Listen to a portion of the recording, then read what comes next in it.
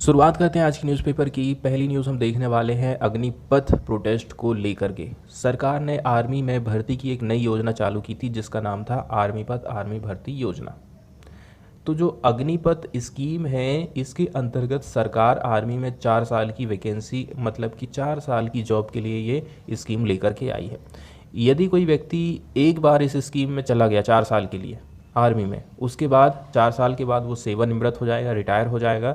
इसके बाद अब उसकी जो उम्र है, मान के चलिए आप 17 साल में 17.5 साल में आर्मी में एंट्री ले लिए, ठीक है, तो लगभग आप हो गए 22 साल के। और जो आर्मी की एज इसमें का प्रावधान रखा गया वो 17.5 से लेकर के 21 साल रखा गया। मतलब कि एक बार यदि हम वहाँ से निकल गए तो फिर ना तो हम कोई दूसरी तैयारी कर पाएंगे, ना तो फिर से हम आर्मी में जा पाएंगे।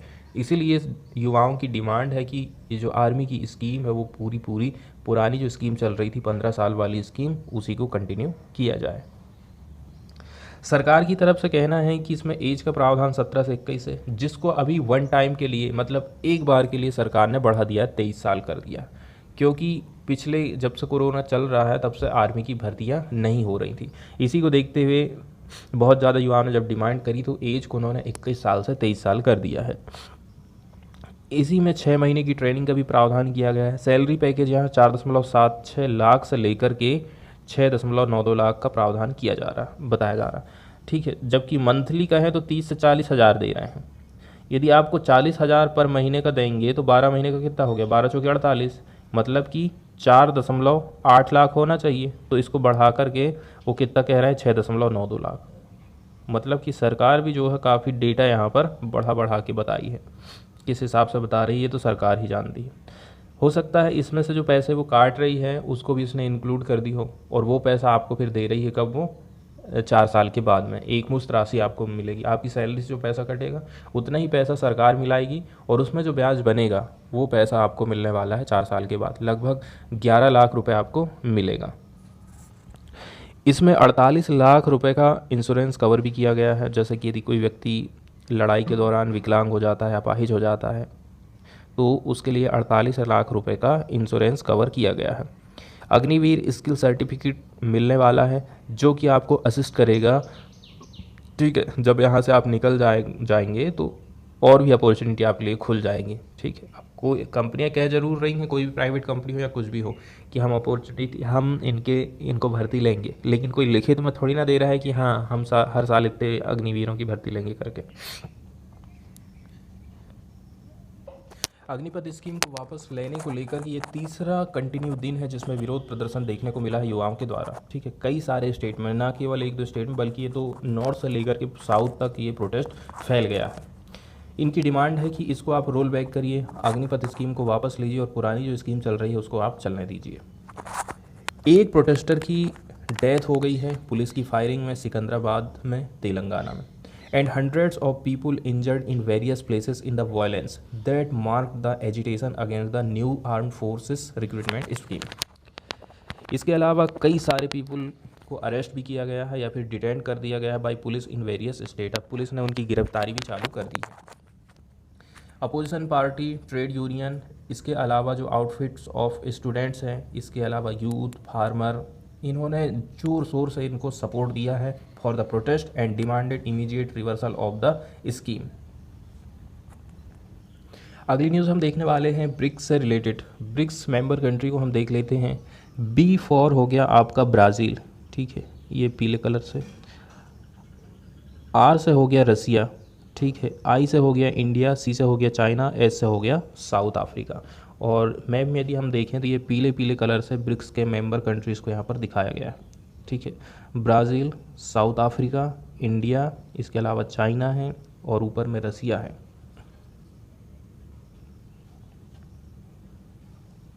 ब्रिक्स को लेकर के कुछ फैक्ट यहाँ पर बताए जाते हैं, जैसे कि ब्रिक्स के मेंबर कंट्री की पॉपुलेशन कितनी है। टोटल जितनी भी पॉपुलेशन है विश्व की, उसका जो 41% है वो हिस्सा किस में है, ब्रिक्स के मेंबर कंट्रीज़ में है। इतनी जनसंख्या ब्रिक्स के मेंबर कंट्री में रहती है, ठीक है। और सभी की यदि हम जीडीपी को मिला देते हैं तो जो ब्रिक्स मेंबर कंट्री की जो जीडीपी है वो हो जाती है कितनी, 16.6 ट्रिलियन यूएसडी, ठीक है, 16.6 ट्रिलियन डॉलर हो जाती है। और ग्लोबल जीडीपी का 22% हिस्सा इन ब्रिक्स मेंबर कंट्रीज़ के पास में है। और जब सब लोग एक साथ में आ जाते हैं तो बहुत अच्छे तरीके से ट्रेड और रक्षा से रिलेटेड काम आपस में मिल करके ये कर सकते हैं। ब्रिक्स के जो मेंबर हैं वो जाने जाते हैं, सिग्निफिकेंट इन्फ्लुएंस रखते हैं वो रीजनल अफेयर्स में, मतलब क्षेत्रीय जो मुद्दे रहते हैं उनको बहुत अच्छे तरीके से वो लोग हैंडल करते हैं। 2009 से ही ब्रिक्स के जो देश हैं have meet annually 8 formal summit, ठीक है। 2009 से ये हर साल बैठक करते हैं formally. Originally the first 4 were grouped as BRIC, शुरू में पहले 4 सदस्य थे इसके, before the induction of South Africa in, ठीक है, ब्राज़ील। तो in Brazil hosted the most recent 11th BRICS summit on 13 से 14 नवंबर 2019। मेंबर कंट्री की बात करें तो इसके फाउंडिंग मेंबर थे ब्राज़ील, रसिया, इंडिया और चाइना। बाद में साउथ अफ्रीका ने ज्वाइन कर लिया था इस ग्रुप को 2010 में। इवोल्यूशन की यदि हम बात करें तो ये जो वर्ड है ब्रिक्स, इसको इनिशियली फार्मुलेट किया गया था 2001 में by the economist Jim O'Neill, ठीक है, of Goldman Sachs in a report on growth prospect for the economies of Brazil, Russia, India and China. एक रिपोर्ट है जिसमें यहाँ पर ग्रोथ प्रोस्पेक्ट के बारे में जिक्र किया गया था, किसकी, 4 देशों की, ब्राज़ील, रसिया, इंडिया और China, which together represent a significant share of the world's production and population, जो कि विश्व का प्रोडक्शन का और पॉपुलेशन का बहुत बड़ा हिस्सा अपने पास रखता है। फिर 2006 में 4 कंट्री ने इनिशिएट किया था एक रेगुलर इनफॉर्मल डिप्लोमेटिक कोऑर्डिनेशन। सबसे शुरुआत इसकी यहीं होती है, डिप्लोमेटिक कोऑर्डिनेशन चालू हुआ, लेकिन ये जो था इनफॉर्मल था, with annual meetings of foreign minister. इसमें हम अपने फॉरेन मिनिस्टर की मीटिंग्स रखते थे at the margins of the general debate of UN general assembly. अब यहीं से एक आइडिया आया कि अब हम जो बैठक कर रहे हैं, डायलॉग कर रहे हैं, उसको थोड़ा लेवल हम अब बढ़ा दें। हमारे स्टेट, हमारे देश के जो हेड्स रहते हैं और जो गवर्नमेंट रहते हैं उसकी एनुअल बैठक हम चालू कर देंगे। तो पहली जो ब्रिक्स समिट थी वो रखी गई थी 2009 में in the Russian federation, Russia में इसका आयोजन किया गया था और फोकस किया गया था on issue such as reform of global financial architecture. तो जो ग्लोबल फाइनेंशियल आर्किटेक्चर है उसको रिफॉर्म करने की बात पहली बार उठाई गई थी। साउथ अफ्रीका को इनवाइट किया गया था ब्रिक्स ज्वाइन करने के लिए दिसंबर 2010 में, after which the group adopted the acronym BRICS. फिर ये जो वर्ड है ब्रिक्स बन गया था। South Africa substantially attended the 3rd BRICS summit in Sanya, कहाँ पर, चाइना, मार्च 2011। पहली बार साउथ अफ्रीका ने इसकी बैठक में भाग लिया था, कब, चाइना में 2011 में, सान्या वो जगह का नाम है। कौन कौन से एरिया में ये समूह कोऑपरेशन करने का काम करता है, people to people exchange, economic cooperation, political and cooperation, इसके अलावा कोऑपरेशन मैकेनिज्म। इकोनॉमिक कोऑपरेशन के बारे में बताया जाता, there are rapidly growing trade and investment flows between BRICS countries. BRICS के सदस्य देशों के बीच में ट्रेड और इन्वेस्टमेंट बहुत तेज़ी के साथ में बढ़ रहा है। इसके अलावा जो इकोनॉमिक कोऑपरेशन है, कोऑपरेशन एक्टिविटी है, ये भी काफ़ी ज़्यादा बढ़ने लगी हैं। Agreements have been concluded in the areas of economic and trade cooperation, innovation cooperation, customs operation, strategic cooperation between BRICS Business Council, इसके अलावा contingent reserve agreement and new development bank। People to people exchange किस प्रकार से हो रहा है, तो जैसे कि हमें कोऑपरेशन देखने को मिलता है कल्चर में, स्पोर्ट्स में, एजुकेशन में, फिल्म इंडस्ट्री एंड यूथ। कई सारे बच्चे एक देश से दूसरे देश पढ़ाई करने के लिए जाते हैं, ठीक है, कई सारी मूवी हमारे इंडिया की दूसरे देशों में चलाई जाती हैं। तो इस प्रकार से जो कल्चर का एक्सचेंज यहाँ हमको देखने को मिलता है। और जब पीपल टू पीपल एक्सचेंज होता है तो यहाँ पर फ्रेंडशिप दोनों देशों के बीच में और भी ज़्यादा बढ़ जाती है। न्यूज़ की तरफ चलते हैं और न्यूज़ को देख लेते हैं। चाइना की जो प्रेसिडेंट हैं जी जिनपिंग, ये होस्ट करेंगे वर्चुअल समिट, ठीक है, ब्रिक्स के लीडर्स की, ब्रिक्स कंट्रीज़ की 23 जून को। चाइनीज़ फॉरेन मिनिस्ट्री का कहना है ऐसा फ्राइडे के दिन। प्राइम मिनिस्टर नरेंद्र मोदी इसको ज्वाइन करेंगे, will join Russian President Vladimir Putin as well as Brazil's Jair Bolsonaro और साउथ अफ्रीका के किरिल रामफोसा। सब लोग इसमें शामिल होने वाले हैं, ठीक है, 5 मेंबर कंट्रीज़। कौन कौन, इंडिया की तरफ से नरेंद्र मोदी जाएंगे, रशिया की तरफ से व्लादिमीर पुतिन रहेंगे वहाँ के प्रेसिडेंट, और ब्राज़ील की तरफ से जाएंगे बोल्सोनारो, और अफ्रीका की तरफ से जाएंगे रामाफोसा। अभी हाल ही में बताया जा रहा है, इसी के लीड अप में देखे जाए समिट के, तो 5 देशों के जो नेशनल सिक्योरिटी एडवाइज़र हैं ब्रिक्स नेशंस के, वेडनेसडे के दिन इन्होंने अटेंड किया था वर्चुअल मीटिंग, जिसका उद्देश्य था boosting political and security cooperation. एक स्टेटमेंट में कहा गया है मल्टीलैटरिज्म एंड ग्लोबल गवर्नेंस। ठीक है, मल्टीलैटरिज्म का मतलब ये है कि कोई भी एक देश ज़्यादा पावरफुल ना हो जाए और पावरफुल होने के बाद दूसरे देशों को के ऊपर सैंक्शन लगाते रहे या फिर राज करते रहे, तो इस चीज़ को रोका जाए। जैसे कि आज के टाइम में डॉलर का डोमिनेंस हो गया है, तो मल्टीलैटरिज्म को बढ़ावा देना। इसके अलावा global governance, new threat and challenges to the national security, इसके अलावा गवर्नेंस इन न्यू डोमेन्स, इन मुद्दों पर बातचीत चली थी। यहाँ पर एक बात और निकल कर आ रही है कि चाइना चाहता है कि इसको हम थोड़ा सा और भी एक्सप्लोर करें, मतलब कि ब्रिक्स को, इसमें जो जितने भी डेवलपिंग कंट्री अभी शामिल हैं उस एक दो को हम और अभी शामिल करना चाहते हैं। ब्रिक्स प्लस की बात यहाँ पर चल रही है। अगली न्यूज़ हम देखने वाले हैं, एडीआर की एक रिपोर्ट आई है जिसमें बताया जा रहा है सबसे ज़्यादा चंदा किस पार्टी को दिया जाता है। तो सबसे ज़्यादा पैसा आज के टाइम में मिल रहा है बीजेपी को। ठीक है, एक बॉन्ड स्कीम है जिसको गवर्नमेंट ने चालू करी थी, इलेक्टोरल बॉन्ड स्कीम, जिसको चुनावी बॉन्ड, चुनावी चंदा कहा जाता। इसके अंतर्गत लोग पैसों की मदद कर सकते हैं किसी भी चुनावी पार्टी को। ठीक है, बैंक में जाकर के वो बॉन्ड खरीदेंगे और अपना पैसा उनको दे देंगे। इससे पार्टी चुनाव लड़ती है, चुनाव का जो खर्चा है उसको उठाते रहती है। लेकिन दिक्कत की बात यहाँ पर यह हो गई है कि ये जो चुनावी बॉन्ड स्कीम लागू हुई है उसका फ़ायदा सभी को नहीं मिल पा रहा। ठीक है, ये भी एक कारण हो सकता है कि वो लोग अच्छे से जीत ना पाते हैं। तो 8 पार्टी की जो 54% इनकम है ना, 54 ऑफ इनकम ऑफ 8 पार्टीज़, ये गई है किसके पास? बीजेपी के पास, ऐसा एडीआर की रिपोर्ट कहती है। आउट ऑफ द टोटल कितना दिखाया जा रहा है? 1373 करोड़ इनकम, बीजेपी को मिला है 752 करोड़, लगभग 50% रुपए। तो बीजेपी ने अपनी जो कमाई है उसको कंटिन्यू जारी रखा है। Outspend all other national parties in 2020-21, 54% income. ठीक है, जितनी भी नेशनल पॉलिटिकल पार्टीज़ थी उसका 54% हिस्सा बीजेपी को मिला है। ये रिपोर्ट हम देख रहे हैं association for democratic reforms, ADR. ADR ने एनालाइज किया था वार्षिक जो ऑडिटिंग होती है, ऑडिटिंग रिपोर्ट की, submitted to the election commission by the BJP. ठीक है, बीजेपी ने इलेक्शन कमीशन को अपनी वार्षिक जो लेखा जोखा रिपोर्ट है किसको जमा किया था? इलेक्शन कमीशन को। The Congress, the Communist Party of India, the Communist Party of India, Marxist, Trinamool Congress, Bahujan Samaj Party, Nationalist Congress Party and national people's Party, ये सब लोगों ने इलेक्शन कमीशन ऑफ इंडिया को अपना कितना पैसा हमारे पास आया था चंदा के माध्यम से ये बात बताई थी।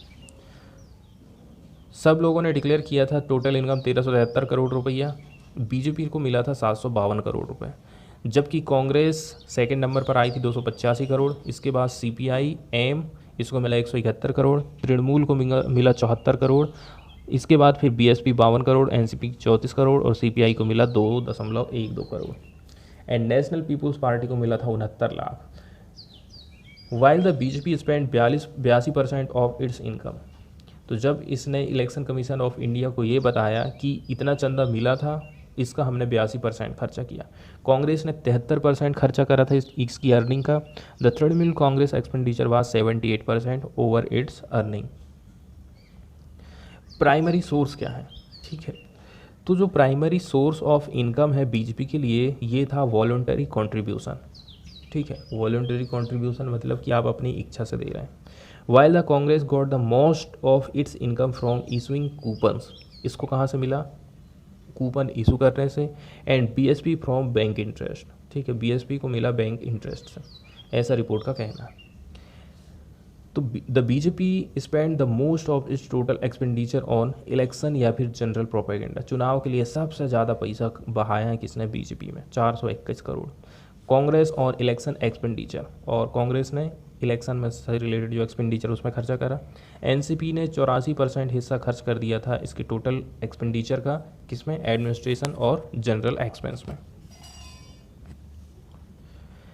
बीजेपी, तृणमूल कांग्रेस और कांग्रेस इन्होंने डिक्लेयर किया था अपनी इनकम, ठीक है, इलेक्टोरल बॉन्ड से, income from electoral bond worth 22 crore, 42 crore और 10.07 करोड़, इतनी इन्होंने डिक्लेयर किया था अपनी इनकम को। तो ये जो एडीआर की रिपोर्ट है इसने ये ऑब्जर्व किया है, all the party submitted their audit report pass the deadline ranging from 59 days late से लेकर के 201 दिन तक। 201 दिन मतलब बीजेपी को 59 दिन लग गए थे बीएसपी को अपनी रिपोर्ट सबमिट करने में। एडीआर के बारे में बेसिक जानकारी देखें तो association for democratic reform, shortcut में एडीआर कहते हैं, इसकी स्थापना की गई थी 1999 में, ठीक है। इसमें शामिल थे ग्रुप ऑफ प्रोफेसर्स, ठीक है, जो आईआईएम अहमदाबाद है वहाँ के प्रोफेसर्स लोगों ने मिलकर के ग्रुप बनाया, उसके बाद इसकी शुरुआत करी थी एडीआर की, association for democratic reform, shortcut में कहें तो एडीआर।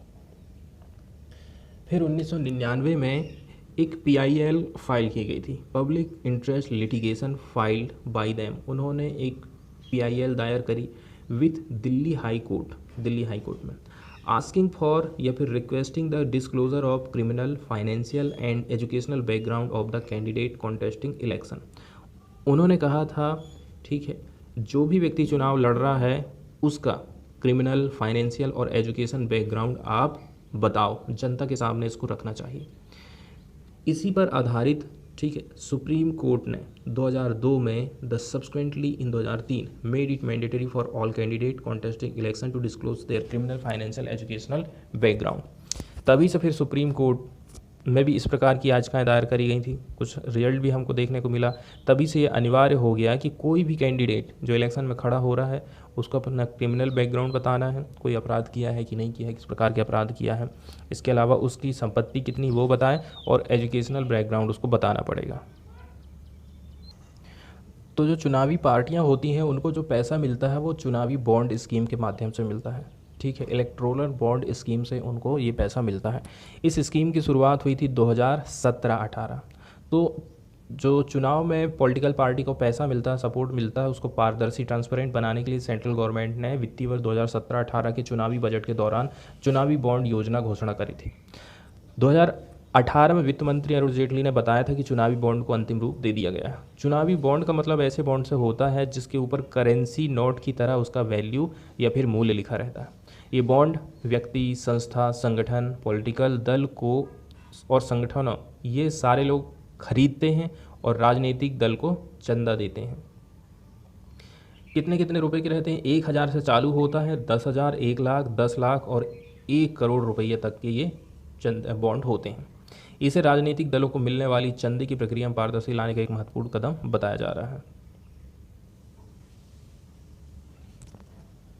तो भारत का कोई भी नागरिक, कोई इंस्टीट्यूशन है या फिर कोई ग्रुप है, आप अकेले भी खरीद सकते हो या फिर बहुत सारे लोगों के साथ मिलकर के भी आप बॉन्ड खरीद सकते हो। ये चुनावी बॉन्ड 1,000, 10,000, 1 लाख, 10 लाख और 1 करोड़ रुपए के मूल्य का होता है, ठीक है। जो भी दान दे रहा है वो किस पार्टी को देगा? जिस पार्टी ने पिछले चुनाव में कम से भी कम 1% वोट हासिल कर दिए, और दूसरी बात, वो पार्टी रजिस्टर्ड होना चाहिए।